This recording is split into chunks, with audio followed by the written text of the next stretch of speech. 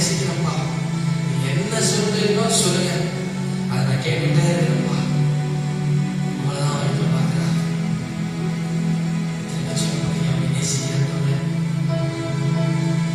நேசிக்கிறப்பா, குடும்பமா இருக்கிறோம்ப்பா, நேசிக்கிறோட எங்களுக்கு எவ்வளவோ இருக்கலாம்.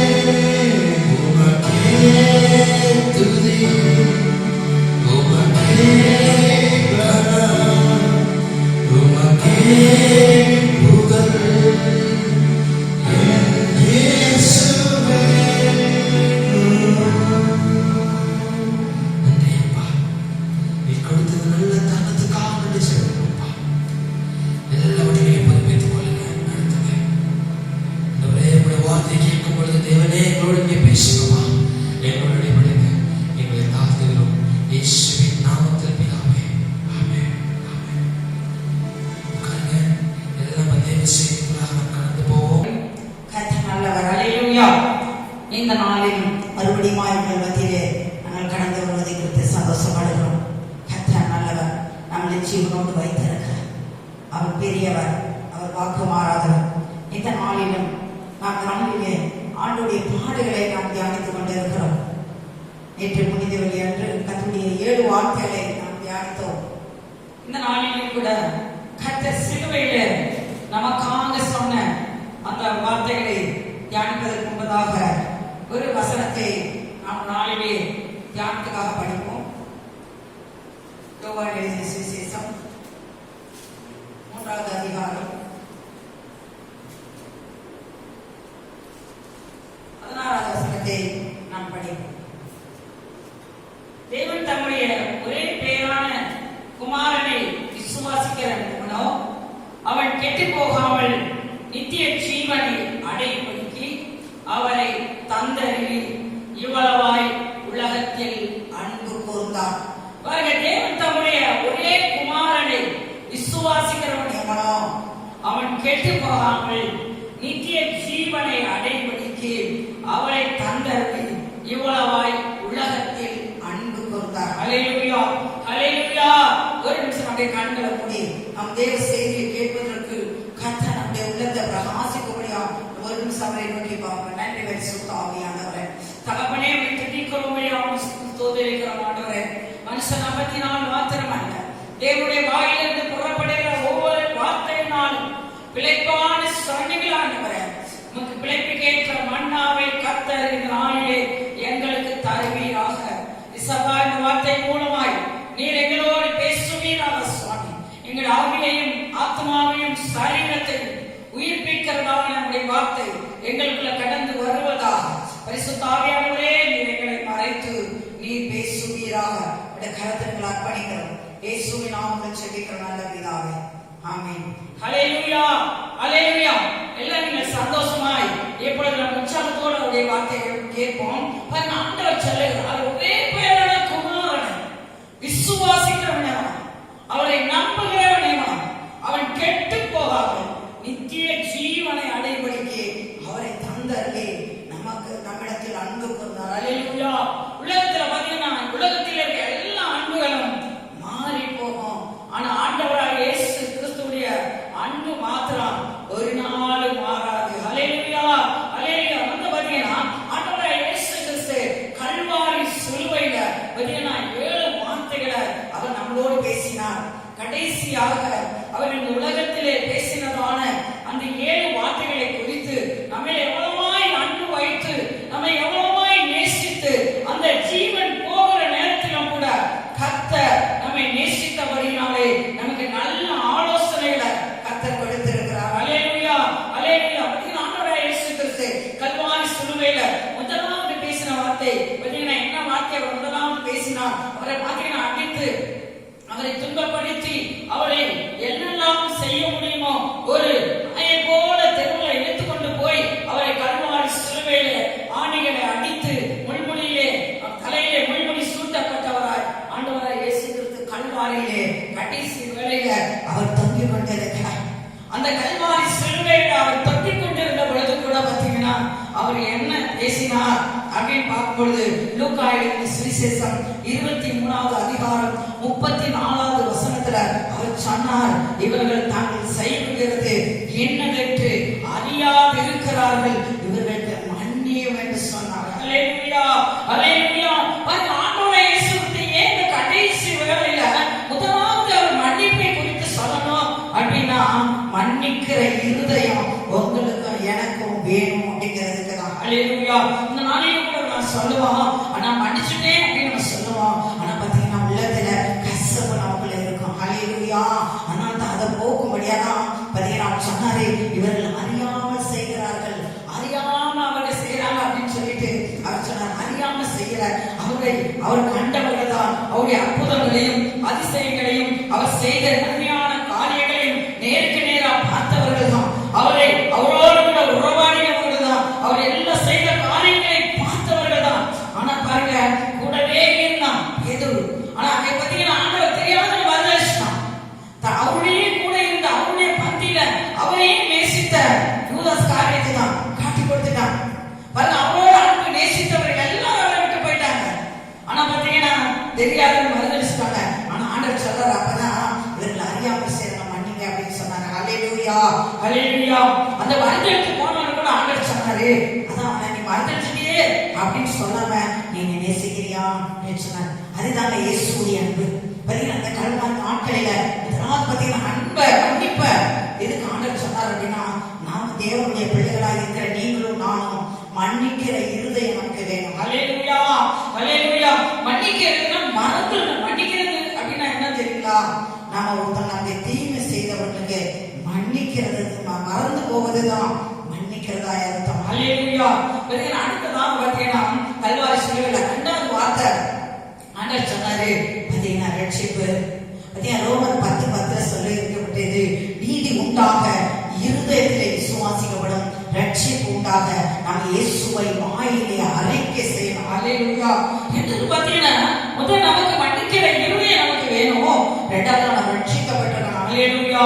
நம்ம விடுதலையாக்கப்பட்டிருக்கணும். இந்நாளிலே நம்ம 2000 வருஷங்களுக்கு முன்பதாக ஆண்டவராகிய இயேசு கிறிஸ்து கல்வாரி சிலுவையில உங்களுக்காக எனக்காக ஜீவனை கொடுத்தார். அவர் எல்லாவற்றையும் வெற்றி சிறந்தார். அவர் எல்லாவற்றையும் செய்து முடித்தார். இன்று பாத்தீங்கன்னா ரட்சிக்கப்பட்டிருக்கியா அப்படின்னு கேட்டோம்னா நம்ம நிறைய பேர் பாத்தீங்கன்னா ரட்சிப்பு தெரியாது.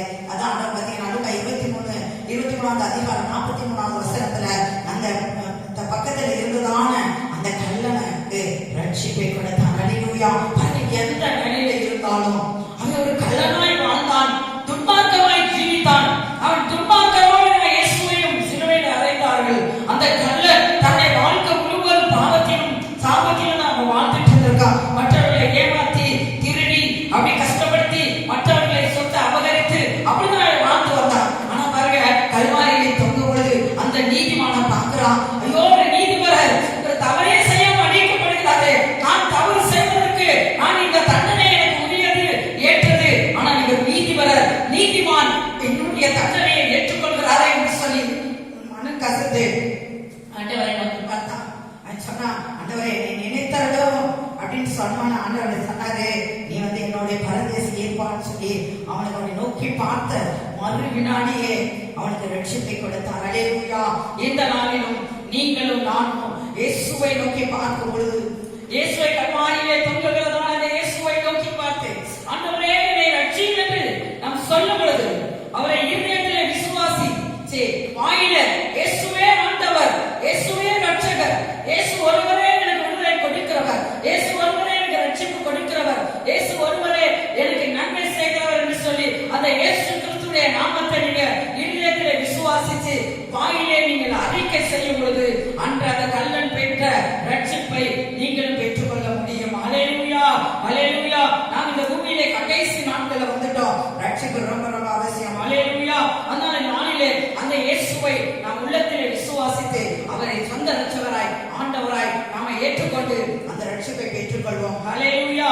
அடுத்ததாக ஆண்டவராய் இயேசு கிறிஸ்து 3வது பேசின வார்த்தை யோவானின் சுவிசேஷம் 19வது அதிகாரம் 26, 27 பாத்தீங்கன்னா தன்னுடைய தாய்க்கு ஒரு உறவை ஏற்படுத்திக் கொடுக்கிறார். அவர் ஆண்டவராய் இயேசு கிறிஸ்து அந்த தன்னை அந்த மரியாள் தன்னை விட்டுக் கொடுத்தார். ஆண்டவருக்கு அடிமையால் எத்தனையோ நிந்தைகள் வந்திருக்கும், அவமானங்கள் வந்திருக்கும். அந்த உலக ரட்சகரை உலகத்திற்கு அவள் கொடுப்பதற்கு அநேக காரியங்களை அவள் தியாகத்தை செய்திருந்தாள். அதனால பார்த்தாரு ஆண்டவர், நான் அதை விட்டு போயிட்டேனா என் தாய்க்கு ஒரு உறவு வேண்டும் என்று சொல்லி அந்த இடத்துல தன் அன்பாய் இருந்த சீசனை அந்த தாய்க்கு மகனாய் ஒரு உறவை ஏற்படுத்தி கொடுத்திருக்கிறார். ஹல்லேலூயா, ஹல்லேலூயா. இந்த நாளிலும் நமக்கு ஆண்டவருக்கும் ஒரு உறவு இருக்கணும். தகப்பன் பிள்ளை என்ற அந்த உறவை நாம் பார்த்துக் கொள்ள வேண்டும். ஹல்லேலூயா, ஹல்லேலூயா. அதனால இந்த நாளிலே பாத்தீங்கன்னா நம்ம எப்படி ஆண்டவரோட உறவு கொள்வது? அவருடைய கற்பனையை நாம் கைக்கொள்ள வேண்டும். ஒவ்வொரு நாள் அவரை தேடும். வேதம் சொல்லுகிறது, அதிகாலையில் தேடுகிறவன் என்னை கண்டடைவான். முதலாவது தேவனுடைய ராஜ்யத்தை நீதியையும் தேடுங்கள். அவருடைய கட்டளைக்கு நாம் கீழ்ப்படிந்து அவரை நாம் தேடும் பொழுது, அவரோடு நாம் உறவு கொள்ளும் பொழுது, அவரை நாம் நேசித்து அவரோடு நாம் ஐக்கியம் கொள்ளும் பொழுது அவருக்கும் இருக்கும் நமக்கும் இருக்கிற உறவு பலப்படும். ஹல்லேலூயா, ஹல்லேலூயா. பாத்தீங்கன்னா கேட்டகுமாரன் நம்ம எல்லாருக்கும் தெரியும். அவன் தகப்பனை விட்டு போயிட்டான், தூரமாய் போயிட்டான். ஆனா எல்லாத்தையும் சொத்தை எல்லாத்தையும் எடுத்து போயிட்டான். ஆனா ஒரு நாளிலே அவன் புத்தி தெரிந்தான். புத்தி தெரிந்து தகப்பனிடத்தில் வந்த பொழுது தகப்பன் எல்லாவற்றையும் மன்னித்து அவனை தன் மகனாய் ஏற்றுக்கொண்டான். அதே மாதிரிதான் நம்முடைய ஆண்டவராய் இயேசு கிறிஸ்து நம்ம அவரை தேடி வரும் பொழுது, அவரோடு நாம் உறவு வைத்துக் கொள்ளும் பொழுது அவர் நம்மை கட்டி தழுவி அவளை பிள்ளையாய் மாற்றி நம் தேயமாய் ஓட வைப்பார். ஹல்லேலூயா, ஹல்லேலூயா. அடுத்ததாக ஆண்டவர் கல்வாரியிலே பேசினதான 15வது அதிகாரம் 34வது வசனம். அவர் கைவிடப்பட்டார், அவர் கதறுகிறார். ஏனென்றா அவர் கைவிடப்பட்ட நிலைமையில் ஏன் வந்து அவர் கதறார்னா, தேவனே தேவனே ஏன் என்னை கைவிட்டீர் என்று சொல்லி அவர் கதறுகிறத பார்க்கிறோம். பார்த்தீங்கன்னா ஆண்டவரோடு பிதாவாகிய தேவனோடு அவர் சஞ்சரிக்கிறவராய் காணப்பட்டார், அவரோடு உறவாடுகிறவராய் காணப்பட்டார். அவருக்கு தகப்பனுக்கு பிள்ளைக்கும் நல்ல ஐக்கியம் இருந்தது. தேவ பிரசன்னத்தில் ஒவ்வொரு நாளும் பிதாவுடைய முகத்தை பார்த்து அவர் எல்லாவற்றையும் வெற்றியாய் நடத்தினார். பார்த்தீங்கன்னா அவர் பாவத்தின் பலியாகவே மாறி போனபடினார் இந்த உலகத்தில் இருக்கிற எல்லா பாவங்களையும் அவர் ஏற்றுக்கொண்டு அவர் பாவத்தின் ரூபமாய் மாறி போனபடினார் ஆண்டவருடைய பிரசன்னம் அந்த பரிசுத்த பாவத்தை பாராத சுத்த கண்ணருடைய முகம் மறைக்கப்பட்ட பொழுதுதான் அவர் ஏன் தேவனே தேவனே ஏன் என்னை கைவிட்டீர் என்று கதறினார். அல்லேலூயா அல்லேலூயா. கேட்கிறீங்களா? இன்னைக்கு நீங்களும் நானும் கைவிடப்படக்கூடாது என்பதற்காக அவர் சிலுவையிலே கைவிடப்பட்டவராய் தொங்கினார். அல்லேலூயா அல்லேலூயா.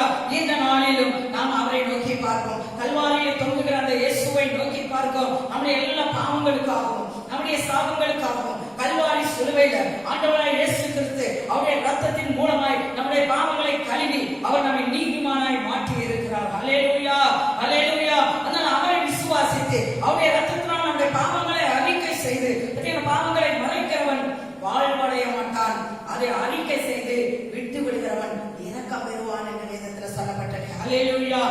பாவங்களை நாம் அறிக்கை செய்வோம். எல்லாவற்றையும் பாவங்களை அறிக்கை செய்து அதை நாம் விட்டுவிட வேண்டும். விட்டுவிடும் பொழுது தேவனுடைய இரக்கத்தை நாம் பெற்றுக்கொள்ள முடியும், தேவனோடு நல்ல ஐக்கியத்தை பெற்றுக்கொள்ள முடியும், தேவனோடு நல்ல உறவை பெற்றுக்கொள்ள முடியும். ஆனால் ஆண்டவராய் இயேசு கிறிஸ்து கதறி நமக்காக கைவிடப்பட்டார். அல்லேலூயா. அடுத்ததாக ஆண்டவராய் இயேசு கிறிஸ்து கல்வாரியிலே பேசினதான 5வது வார்த்தை யோவான் 19வது அதிகாரம் 28வது வசனம். பார்த்தீங்கன்னா தாகமாய் இருந்தார். அல்லேலூயா. வேத வாக்கியம் நிறைவேறத்தக்கதாக நான் தாகமாய் இருக்கிறேன் அப்படின்னு சொன்னார். அல்லேலூயா அல்லேலூயா. பார்த்தீங்கன்னா ஆண்டவருடைய கட்டளையே ஆண்டவர் அவரை பூமியிலே பிதாவாகிய தேவன் ஆண்டவரை இயேசு கிறிஸ்துவர் என்ன நோக்கத்துக்காக இந்த பூமியிலே அனுப்பினாரோ அந்த திட்டங்களை அவருடைய கட்டளைகள் எல்லாவற்றையும் அவர் செய்து முடித்தார். அதனால பார்த்தீங்கன்னா அவர் 5வது தாகம்னா அவர் ஏதோ தாகத்தில் இருக்கு நம்ம நினைக்கக்கூடாது. அவர் பார்த்தீங்கன்னா வேத வாக்கியம் நிறைவேறத்தக்கதாக தேவனுடைய வார்த்தையிலே எழுதியிருந்தது அது நிறைவேறத்தக்கதாக அவர் தாகமாய் இருக்கிறேன் என்று சொன்னார். அல்லேலூயா. பார்த்தீங்கன்னா ஆண்டவராய் இயேசு கிறிஸ்து தான் தகப்பன் தன்னை பூமியிலே அனுப்பினதான எல்லா திட்டங்களையும் அவர் நிறைவேற்றினார். இன்றைக்கு நீங்களும் நானும் அவருடைய சாயலாக உருவாக்கப்பட்டிருக்கிற நீங்களும் நானும் அவருடைய சித்தத்தை செய்கிறவர்களாய் வாழ்ந்திருக்கிறோமா என்பதை நாளை யோசித்து பார்த்து மனம் திரும்பும்படியாக கர்த்தர் விரும்புகிறார். ஆண்டவர் சொன்னார், உன் கருவை தாயின் கருவில நீ உருவாவதற்கு முன்பதாகவே உன் கருவை என் கண்கள் கண்டது. ஆண்டவர் நம்மை தாயின் கருவிலே உருவாவதற்கு முன்பதாகவே நம்மை கர்த்தர் வேறு வச்சு அவருடைய கண் நம்மை கருவை கண்டு தாயின் கருவிலே உருவாக்கி இந்த பூமியிலே கொண்டு வந்து நமக்கு ரட்சிப்பை கொடுத்து நமக்கு விடுதலை கொடுத்து பரிசுத்த ஆவியானவரை தேற்றவாளை கொடுத்து நம்மை ஜெயமாய் ஆண்டவர் மட்டுமாய் வாழ வைத்திருக்கிறார். அந்த வாழ வைத்த தெய்வத்துக்கு நாம் சரியாய் அவருடைய கட்டளையின்படி தேவ சித்தத்தின்படி நடந்து சாட்சியா இருக்கிறோமா யோசித்து பார்ப்போம். ஆண்டவர் நம்மை பூமியிலே கொண்டு வந்த நோக்கத்தை நிறைவேற்றி இருக்கிறோமா? இன்றைக்கு நம்ம சொல்ல முடியுமா, நான் நல்ல ஆண்டவருக்காக வாழ்கிறேன், ஆண்டவருக்கு நான் உண்மையா இருக்கிறேன், ஆண்டவருக்காக நான் ஜீவிக்கிறேன், ஆண்டவருக்காக இதெல்லாம் நான் செய்திருக்கிறேன் சொல்ல முடியுமா? அதனால பாத்தீங்கன்னா தேவனாய் அதெல்லாம் நமக்கு எதுக்கு தெரியல பாடமாய் காண்பித்து போனார் அப்படின்னா வேத வாக்கியத்தை நிறைவேற்றி முடித்தார். தன்னுடைய தகப்பனுடைய சித்தத்தை அவர் இந்த பூமியிலே செய்து முடித்தார்.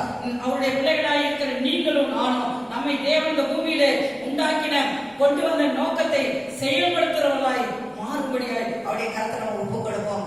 அடுத்ததாக பார்த்தீங்கன்னா ஆண்டவராகிய இயேசு கிறிஸ்து சிலுவையில பேசின 6வது வார்த்தை முடிவு.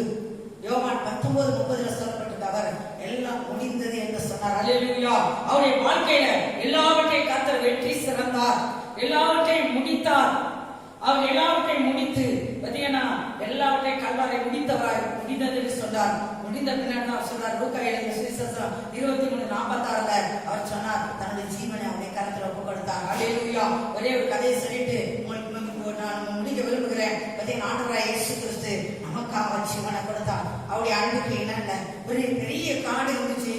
அந்த காட்டுல ஒரு கோழி தன் குட்டிகளோடு ரொம்ப சந்தோஷமா வாழ்ந்து கொண்டு வந்துச்சு. பார்த்தீங்கன்னா ஒரு நாள் என்னாச்சுன்னா அந்த காட்டுல தீ பிடிச்சிருச்சு, பயங்கரமா தீ எரிய ஆரம்பிச்சிருச்சு. இந்த தாய் கோழிக்கு என்ன செய்யறதுன்னு தெரியல. உடனே அங்கங்க ஓடி பார்த்துச்சு, தன் குஞ்சுகளை காப்பாற்ற எப்படி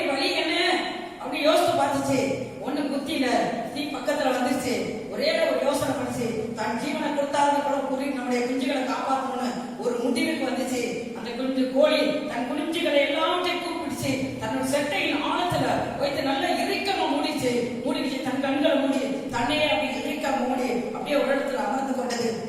காட்டு தீ பத்தி வந்தது, எல்லா இடங்களையும் வந்து பத்தி எரிஞ்சிச்சு. ஆனா பத்தி அந்த கோழி மேலையும் வந்து எரிஞ்சிச்சு. பார்த்தீங்கன்னா எல்லாம் எரிஞ்சு முடிஞ்சிருச்சு. அது அடுத்த நாள் காலையில ஃபாரஸ்ட் ஆபீசர்கள் வந்து யோகி எரிஞ்சிச்சுன்னு ஆய்வு பண்ணும் பொழுது ஒரு இடத்துல குமியலா இருக்குது. என்னன்னு பார்த்து அந்த கட்டையில தூக்கி பார்க்கும் பொழுது பார்த்தீங்கன்னா அந்த கோழி தன் ஜீவனை கொடுத்துருச்சு. ஆனா அதுக்குள்ள இருந்த குஞ்சுகள் எல்லாம் ஜீவனோடு இருந்தது. அப்படின்னா ஆண்டவராய் இயேசு கிறிஸ்து கூட உங்களுக்காகவும் எனக்காகவும் தன்னுடைய ஜீவனையை கொடுத்து நாம் ஜீவன் பெறும்படியா அவர் தன்னுடைய ஜீவனை கொடுத்து நம்மை மீட்டெடுத்திருக்கிறார். அவருடைய ரத்தத்தை சிந்தி உங்களையும் என்னையும் மீட்டெடுத்திருக்கிறார். நம்ம அப்படியே எல்லாரும் கண்களை மூடி ஒரு நிமிஷம் அந்த இயேசுடைய அன்புக்கு நம்ம அர்ப்பணிப்போம். நம்ம தன்னுடைய ஜீவனை கொடுத்து உங்களுக்கும் எனக்கு ஜீவன் கொடுத்திருக்கிற தெய்வத்துக்கு நம்மளை அர்ப்பணித்து ஆண்டவருடைய கருத்துல ஒப்புக்கொடுப்போம். நன்றி பரிசுத்த ஆவியானவரே, நன்றி பரிசுத்த ஆவியானவரே. இந்த வார்த்தை கேட்டதான ஒவ்வொரு பிள்ளைகளும் சுவாமி உங்க அன்பு நினைவு கூறும். ஆண்டவரே உங்க அன்புக்கு அர்ப்பணித்து எங்களை வாழ வைக்கும்படியா ஆண்டவரே இந்த பூமியிலே நாங்கள் ஆண்டவரே ஜீவனோடு இருக்கும்படியா நீர் எங்களுக்காய் ஜீவனை கொடுத்து அப்பா உங்களுடைய ஜீவனை ஆண்டவரே எங்களை கொடுத்து எங்களுக்கு ஜீவனை விட்டு கொடுத்திருக்கிறீரப்பா. ஆண்டவரே நீ அடிமைத்தனத்தை ஏற்றுக்கொண்டு எங்களுக்கு அடிமைத்தனத்திலிருந்து விடுதலை கொடுத்திருக்கிறீர் தகப்பனே. ஆண்டவரே இந்த நாளிலும் இந்த வார்த்தையை கேட்டுக்கொண்டிருக்கிற ஒவ்வொரு பிள்ளைகள் மீதும் உங்களுடைய அபிஷேக வல்லமை அக்கினி வல்லமை கடந்து வரும்படியான செபிக்கிறோம். இந்த வெளித்தந்த வல்லமை கடந்து வரும்படியான செபிக்கிறோம். பரிசுத்த ஆவியானவர் ஒவ்வொருவரையும் மாளிகை செய்கிறார். இந்த கடைசி நாட்கள் ஆண்டவரே பிசாசுடைய தந்தல்களோடு எதிர்த்து நிற்க திராணி உள்ளவர்களாய் ஒவ்வொருவரை கர்த்தரை மாற்றுவீரார். பரிசுத்த ஆவியானவரே ஸ்தோத்திரிக்கிறோம். உண்மையை நோக்கி பார்த்தவர்கள் ஒரு நாள் வெட்கப்பட்டு போவதில்லை. உண்மை நோக்கி பார்த்து பிரகாசம் அடைய உங்களுடைய சமூகத்தில் காத்திருந்து பலன் அடைய கர்த்தர் உதவி செய்யுங்க. கருத்துல தாழ்த்தி விட்டு கொடுங்க. இயேசுவின் நாமத்தில் ஜெபிக்கிறோம் நல்ல பிதாவே, ஆமென்.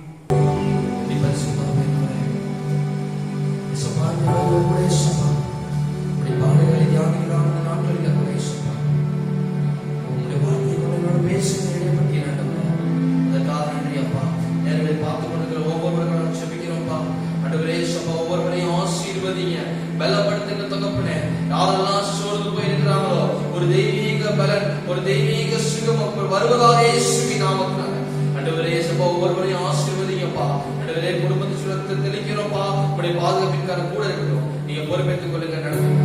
இயேசுவின் நாமத்தில் பிதாவே, எல்லாம் சேர்ந்து சொல்லுவோம். என் ஆத்துமாவே கர்த்தரை ஸ்தோத்திரி, என் முழுவதுமே பரிசுத்த நாமத்தை ஸ்தோத்திரி. என் ஆத்துமாவே கர்த்தரை ஸ்தோத்திரி, கர்த்தர் செய்த சகல உபகாரங்களை மறவாதே.